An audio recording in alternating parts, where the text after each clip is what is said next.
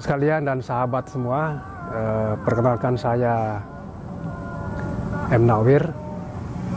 Dalam kesempatan ini saya akan berbagi pengalaman, sedikit pengetahuan tentang apa yang diistilahkan orang urban ekologi atau ekologi perkotaan.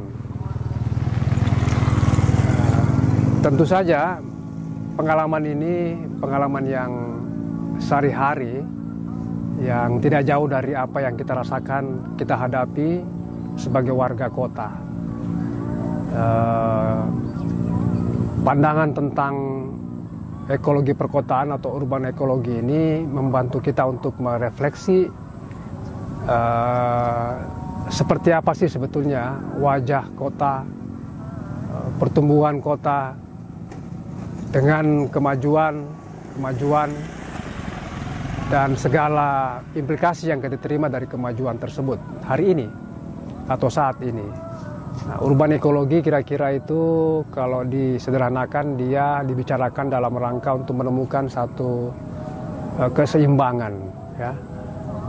Kira-kira fikihnya itu fikih tentang keseimbangan antara relasi manusia dengan alam, tetapi juga relasi manusia dengan Yang Maha Kuasa.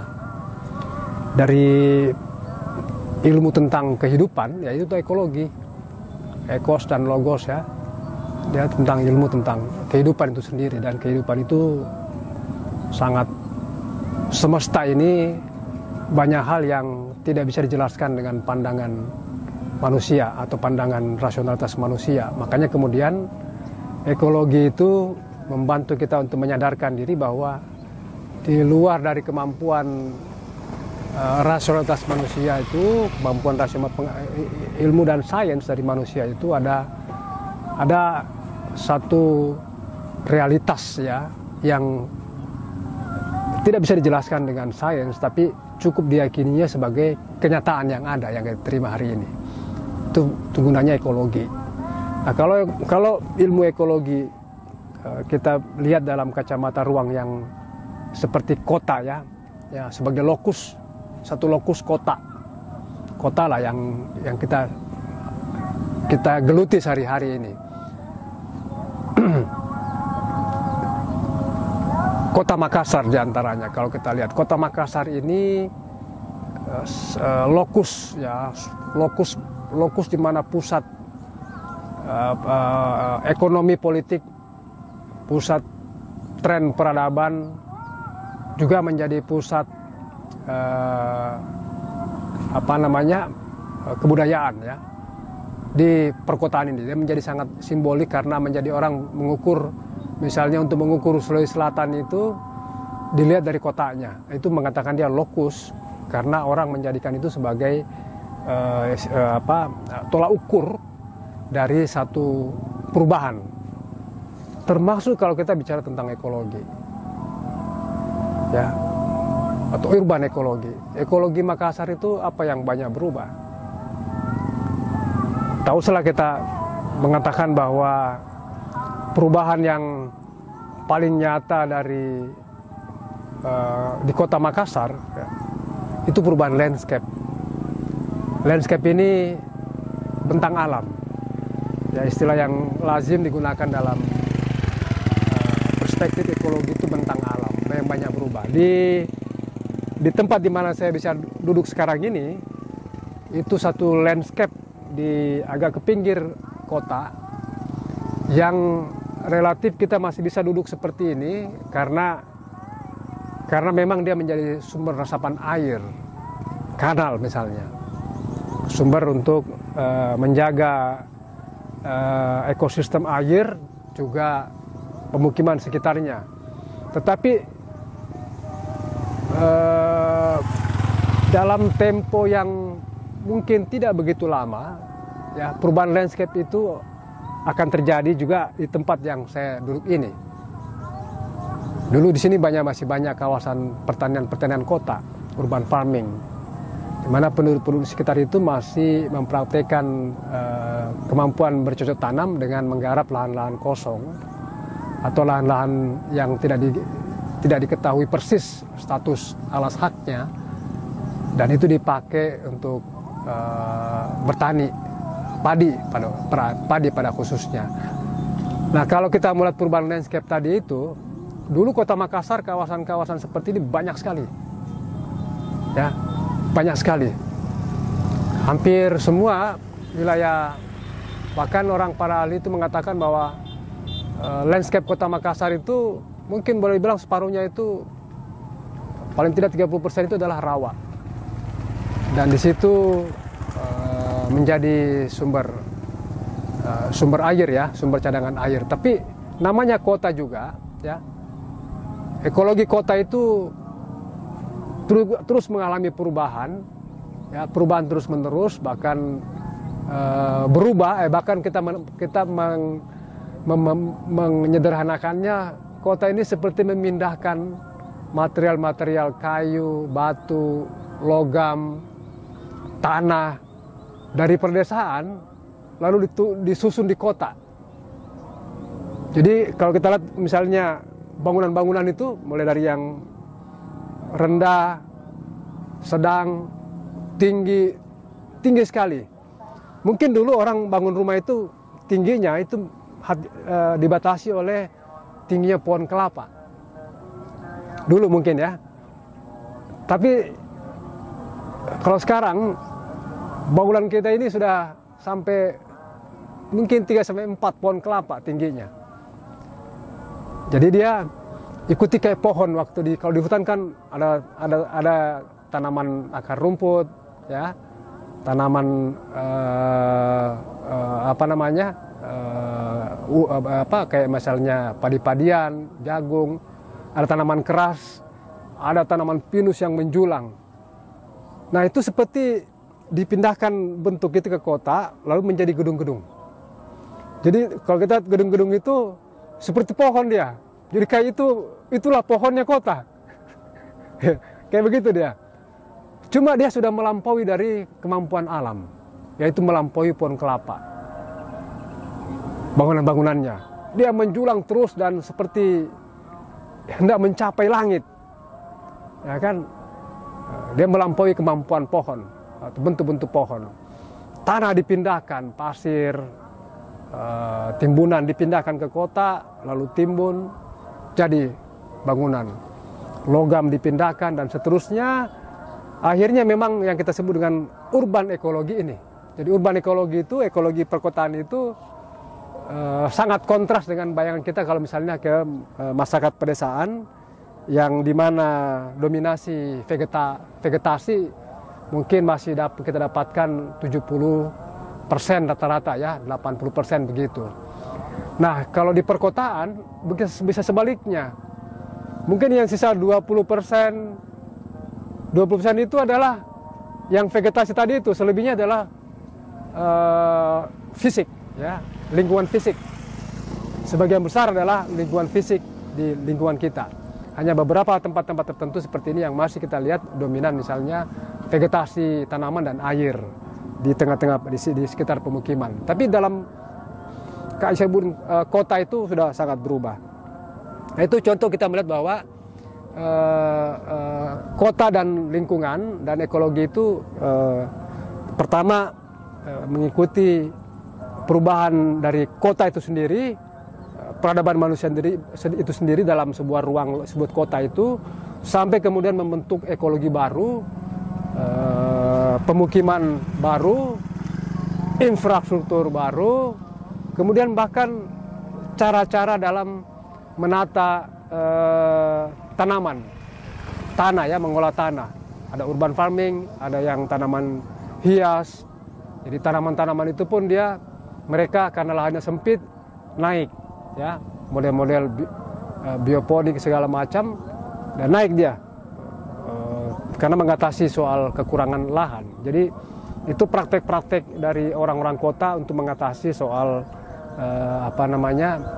kebutuhan vegetasi.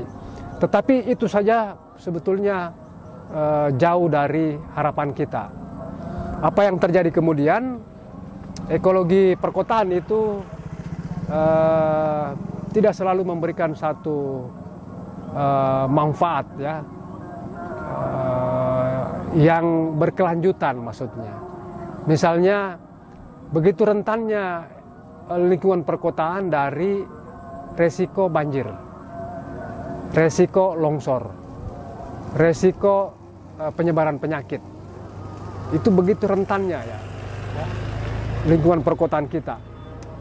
Nah, itu sebetulnya kita mengatakan bahwa implikasi dari perubahan ekologi perkotaan itu yang paling terasa itu adalah dan dirasakan oleh semua kelas masyarakat, yaitu risiko bencana banjir atau bencana hidrologis. Dan kota Makassar ini, ekologi perkotaan Makassar ini adalah ekologi kota yang sangat rentan dari bencana ekologis atau gangguan-gangguan keseimbangan berkaitan dengan tata kelola air. Nah, air sebagai satu komponen dalam sebuah ekosistem, ya, di mana manusia sangat bergantung ya dengan air, maka kemudian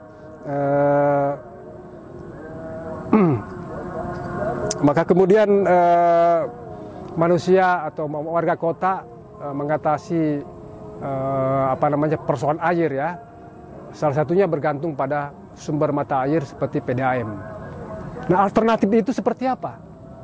Adakah alternatif dari warga kota untuk menyediakan atau menjaga sumber air?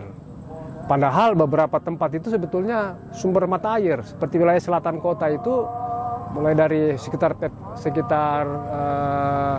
Petarani, Todopuli, sampai ke veteran sana itu sebetulnya itu daerah-daerah yang sumber air, ya, sumber-sumber karena dekat dengan sungai besar seperti Jenek Berang atau sungai-sungai yang dekat dari Sungai Talo. Kalau di sini dekat kanal, sumber-sumber air yang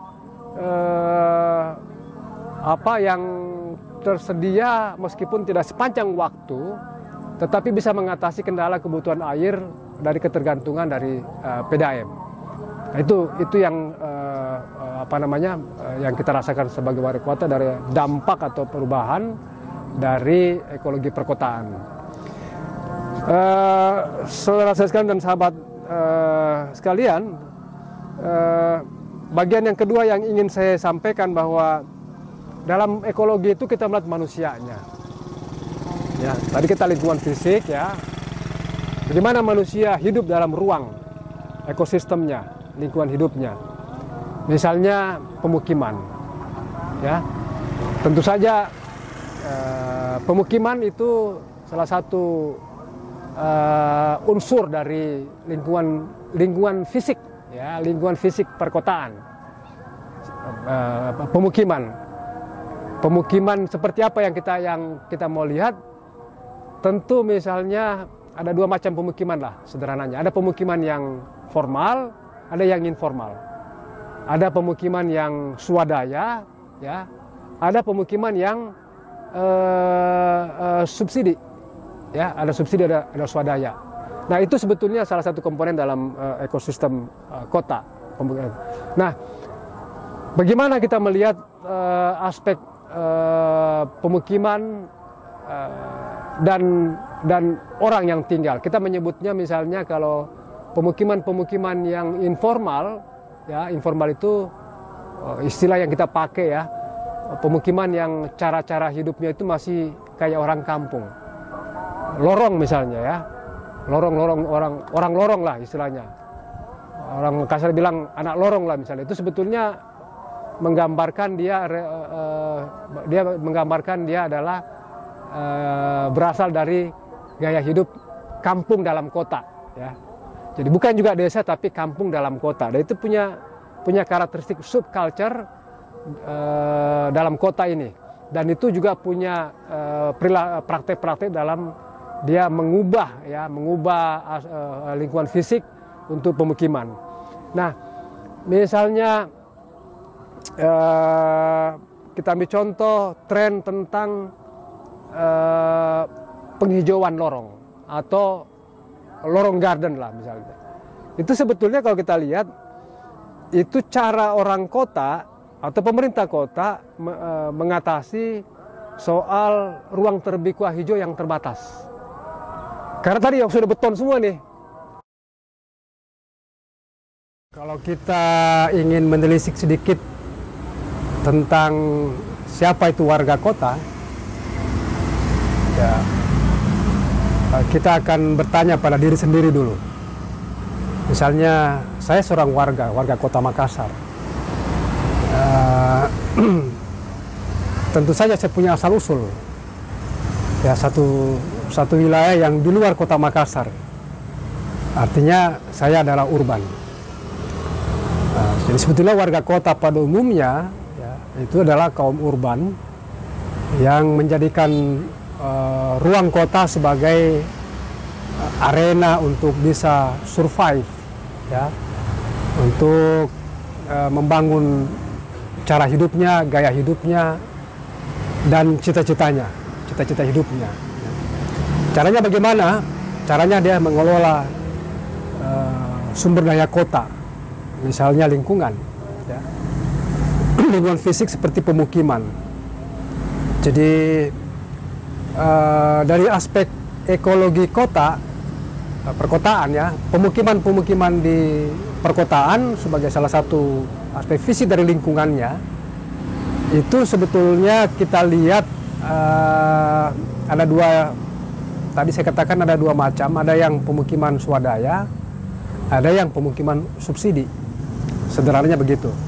Nah, kita melihat pada umumnya warga-warga kota yang saya sebut istilahnya kampung kota, ya, warga kampung kota adalah mereka yang mengubah lingkungan hidupnya dengan cara swadaya.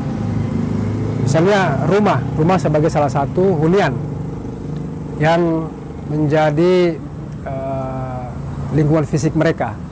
Nah, pemukiman-pemukiman atau perumahan-perumahan yang kita lihat, ya, misalnya di sekitar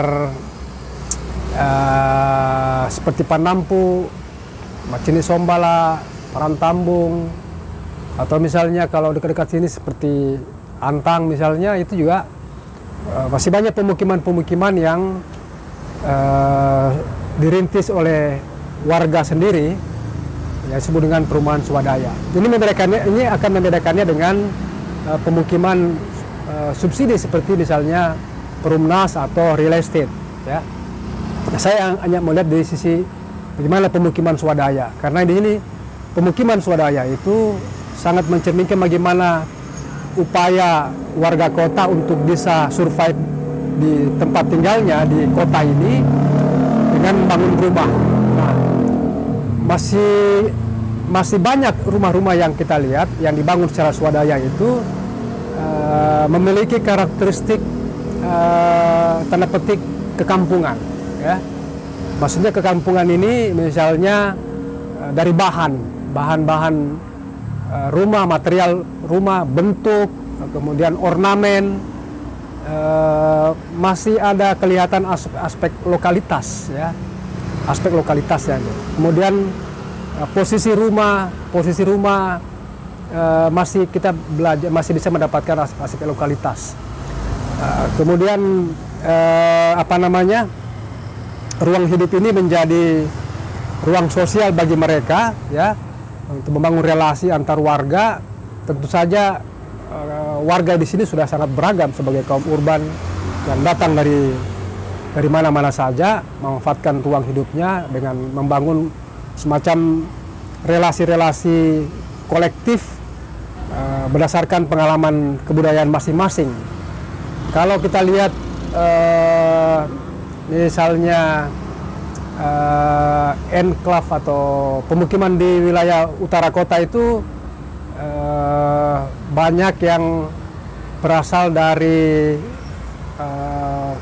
Pangkep, Maros, ya, banyak. Tapi kalau wilayah utara, ya, wilayah selatan itu di wilayah sekitar Takalar, Jeneponto, Bantaeng, Sinjai gitu.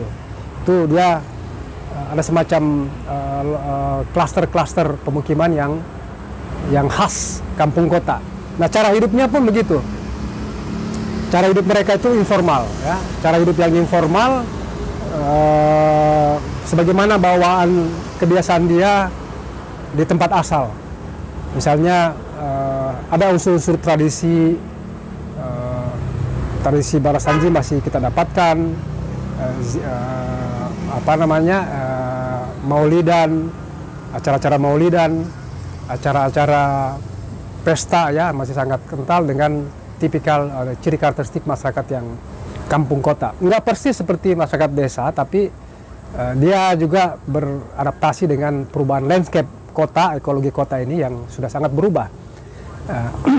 Nah, problemnya kemudian, tadi problem pertama itu bahwa salah satu dampak perubahan ekologis perkotaan ini adalah tata kelola air, infrastruktur yang rupanya gagal atau tidak bisa mengatasi kerentanan warga kota.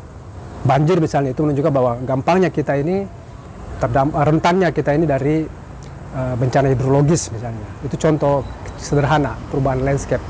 Nah, yang paling krusial justru di kota ini itu potensi konflik pertanahan, konflik pemukiman.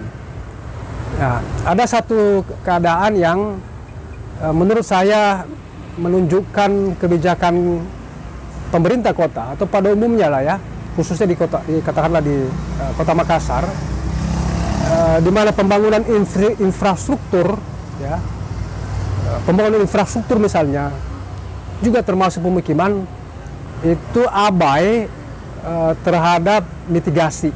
Jadi kadang-kadang kita kecenderungan membangun saja infrastruktur, jalan, drainase, tapi mengabaikan aspek-aspek pencegahan dari pengurangan resiko bencana, gitu ya. Nah, ini yang kita alami sekarang.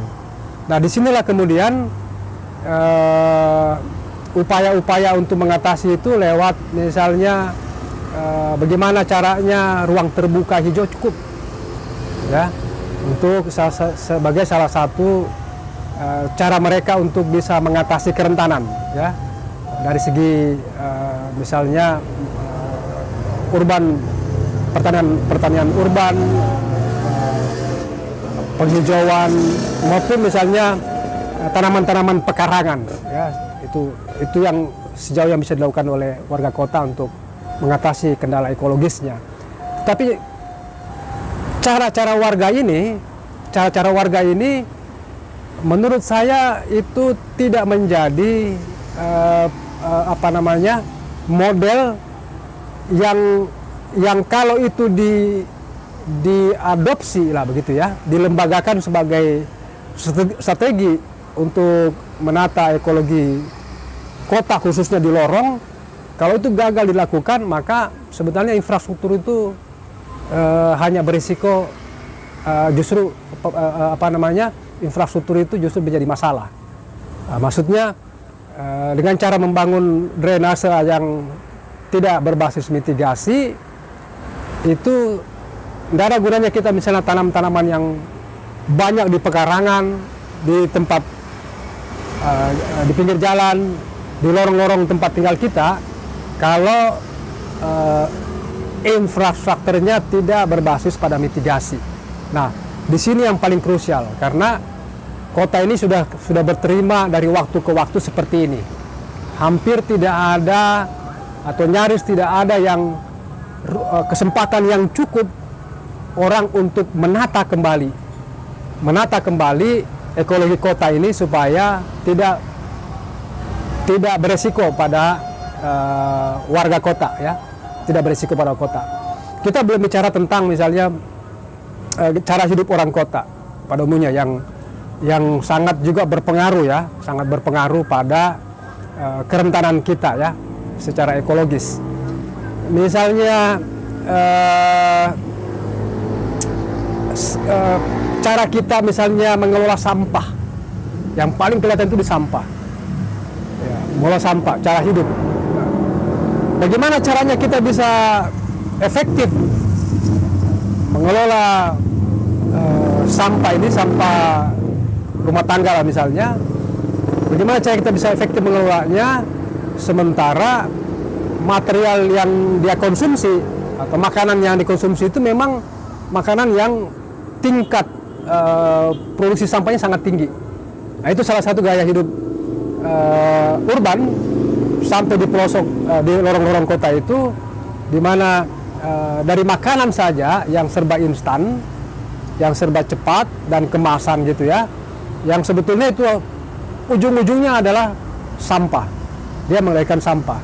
Nah, inilah sebut saya katakan sejak awal bahwa kota ini lokus tren peradaban gaya hidup, ya, gaya hidup yang disediakan dan itu menjadi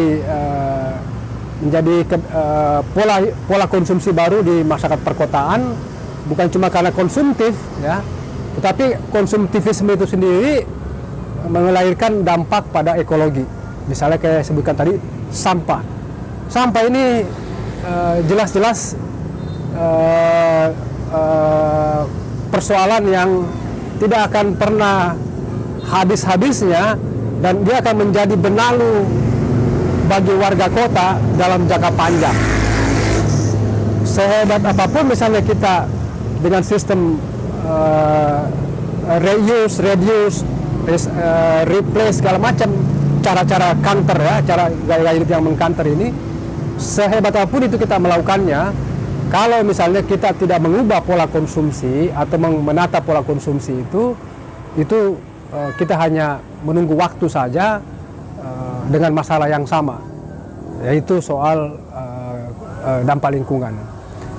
Nah, ini dari aspek manusianya. Apalagi memang kita ini sebagian masyarakat kota ini sebagian besar memang mereka yang hidupnya dari sektor informal seperti jual-jualan, gade-gade itu kalau kita lihat itu tempatnya orang menyimpan barang-barang konsumsi yang ujungnya paling banyak sampah. Nah, ini problem ekologis kita dalam jangka panjang, soal bagaimana kita bisa mengubah pola konsumsi di dalam ruang kota yang serba cepat, serba praktis, serba tersedia begitu. Nah, kembali ke soal pemukiman. Nah, pemukiman di lorong-lorong kota, kalau kita coba-coba telisik secara cepat gitu ya, survei cepat, saya kira belum berubah angkanya, antara 60-70% status pemukiman atau tempat tinggal warga kota, ya, itu boleh dibilang tidak jelas, tidak ada kepastian hukum, bahkan boleh dibilang dia ilegal. Kalau sudut pandang normatif misalnya keharusan punya sertifikat ya, bukti hak milik. Kalau itu menjadi dipakai, maka 60-70% itu warga kota di pinggiran pada khususnya, pada umumnya itu adalah mereka yang warga yang sangat rentan dari problem pertanahan, ya. Ini problem juga yang menurut saya tidak akan pernah selesai kalau kita tidak menata kembali apa itu sebetulnya, bagaimana seharusnya ekologi kota ini ditata kembali, dibenahi secara pelan-pelan dengan cara memfokuskan aspek itu dalam jangka panjang. Ini mengatasi soal sekat-sekat masa jabatan ya, masa jabatan pemerintah, tapi harus memang dalam jangka panjang. Makanya kemudian teman-teman masyarakat sipil itu menggagas tentang urban land reform ya, pembaruan agraria di sektor perkotaan. Rupanya memang pembaruan agraria di sektor perkotaan ini yang terlalu lama ditinggalkan atau tidak digarap secara khusus, secara masif lah, secara terencana dengan baik, sehingga dia menjadi bom waktu, ya, akan menjadi bom waktu. Padahal mereka yang tinggal, yang tadi orang kolorong itu adalah mereka yang dari nol, bahkan dari minus itu membangun ekonominya sampai kemudian bisa memiliki sepetak tempat tinggal dengan cara swadaya. Dia mencurahkan semua kemampuannya, pengalamannya, sumber dayanya untuk ruang hidup yang disebut dengan rumah. Nah ini yang perlu menjadi satu perhatian ya, bukan cuma bagi kita semua, pemerintah pada khususnya, bagaimana memikirkan soal urban land reform dalam jangka panjang. Itu tentang manusianya. Nah, lalu yang bagian ketiga itu yang terakhir saya ingin sampaikan, mungkin singkat saja. Nilai-nilai apa yang kita dapatkan dari urban ekologis ini atau ekologi perkotaan ini? Apa sih pembelajaran yang kita dapatkan dari situ? Yang sekian banyak persoalan, problem-problem yang diutarakan itu, dia akan tanpa disebutkan pun dia akan menjadi persoalan. Tapi nilai-nilai apa yang bisa dibelajarkan tentang perubahan ekologi perkotaan? Yang pertama adalah aspek mitigasi, ya, aspek mitigasi pembangunan kota, baik itu pemukiman, infrastruktur, sudah seharusnya mempertimbangkan aspek mitigasi. Ya, kalau para ahli ada perencana, arsitektur, sipil, sudah lebih dari cukup kita punya modal itu. Tetapi bagaimana caranya kemampuan sumber daya ini bisa memikirkan tentang aspek mitigasi dari pembangunan pemukiman maupun infrastruktur. Nah, yang kedua, nilai-nilai yang kita dapatkan itu nilai-nilai kearifan, ya, kearifan orang-orang kampung kota, lorong-lorong ini. Mereka ini adalah makhluk yang berbudaya. Artinya sepanjang dia manusia, dia adalah makhluk berbudaya. Nah, cara mengartikulasikan nilai budayanya itu misalnya dari yang contoh tadi, rumah, ya, rumah itu swadaya, lalu menggunakan ornamen-ornamen, lalu ada tradisi yang dia pertahankan dalam merawat rumah atau mendirikan rumah, lalu ada pola-pola relasi sebagai warga yang majemuk, yang istilahnya kosmopolitan tadi, itu warga punya nilai-nilai cara-cara yang bisa mengatasi konflik, ya, konflik antar mereka, konflik horizontal. Mereka punya pengalaman kebudayaan, bagaimana caranya berinteraksi, bekerjasama dengan latar belakang agama, etnis, status sosial yang berbeda, tetapi bisa tetap menikmati ruang hidup yang tersedia di tempat tinggalnya. Nilai-nilai kearifan itu masih mereka punya. Nah, itu yang bisa diangkat, ditransformasi sebagai nilai-nilai bersama. Bagaimana menjaga toleransi misalnya di kota yang sangat majemuk ini. Lalu yang terakhir, kurasa nilai-nilai yang utama yang kita dapatkan dari pembelajaran tentang ekologi perkotaan ini adalah kembali ke rumah tangga. Rumah tangga sebagai basis, meminjam istilah pidato Gus Yakut ini, sebagai madrasah pertama peradaban. Ya, rumah tangga sebagai madrasah pertama bagi peradaban manusia. Kalau kita sempitkan ke manusia kota, orang kota, bagaimana caranya rumah dan rumah tangga sebagai titik berangkat menata kembali peradaban manusia, menata kembali warga kota dan lingkungannya terutama. Karena itu disitulah sebetulnya substansi atau istimewanya orang yang tinggal di kota, ya, itu salah satunya. Saya rasa itu yang bisa saya ingin bagikan kepada pemirsa sekalian. Sekiranya ada kekurangan, harap dimaklumi. Terima kasih. Wassalamualaikum warahmatullahi wabarakatuh. Salam lestari.